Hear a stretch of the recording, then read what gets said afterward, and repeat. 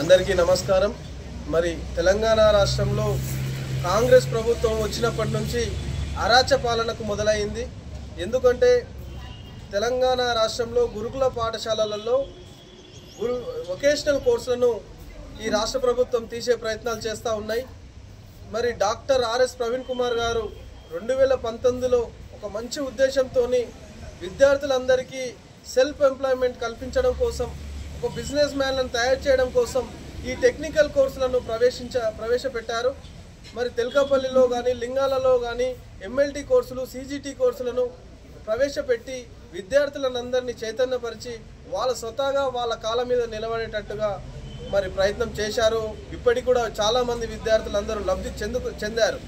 మరి ఇది ఓర్చలేక ఈ కాంగ్రెస్ ప్రభుత్వం కావాలనే ఉద్దేశంతో రేవంత్ రెడ్డి సర్కార్ ఈ ఎంఎల్టీ కోర్సులను, సిజిటి కోర్సులను తీసే ప్రయత్నం చేస్తుంది। మేము ఒకటే డిమాండ్ చేస్తూ ఉన్నాం సారస్ నుంచి, పేద విద్యార్థులు చదువుకుంటే కావాలని మీరు ఈ అడ్డంకు చేసే ప్రయత్నాలు చేస్తూ ఉన్నారు। దీన్ని సహించే ప్రసక్తి లేదు। మాకు ఒక సాకులు ఏం చెప్తున్నారంటే విద్యార్థులు సరిగ్గా అడ్మిషన్ జరుగుతలేవు, రిజల్ట్స్ కరెక్ట్గా రావట్లేదని ఒక సాకు చెప్తున్నారు। ఇది సరైన పద్ధతి కాదు। చాలా స్కూల్స్లలో, చాలా కాలేజీలలో ఎంఎల్టీ కోర్సులు తర్వాత సిజిటి కోర్సులు ఏదైతే ప్రవేశించారో అక్కడ 100కు 100% విద్యార్థులు పాస్ అయ్యారు। చాలా మంచి రిజల్ట్స్ వస్తున్నాయి। చాలామంది విద్యార్థులు దీని ద్వారా లబ్ధి చేకూర్చారు।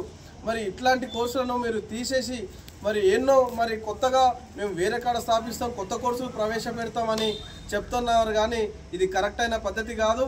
ఇక్కడ నాగర్ కర్నూలు జిల్లాలో చాలా నిరుపేద కుటుంబాలు ఉన్నాయి। వాళ్ళు ఇక్కడ నుంచి అక్కడికి రావాలంటే ఏ విధంగా వస్తారు?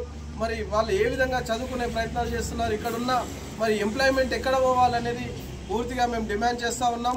మీరు గిట్లా ఇక్కడ నాగర్ కర్నూలు జిల్లాలో గురుకుల కళాశాలలో ఇట్లా మీరు వొకేషనల్ కోర్సులు తీసే ప్రయత్నం చేస్తే మాత్రం సహించేది ఉండదు।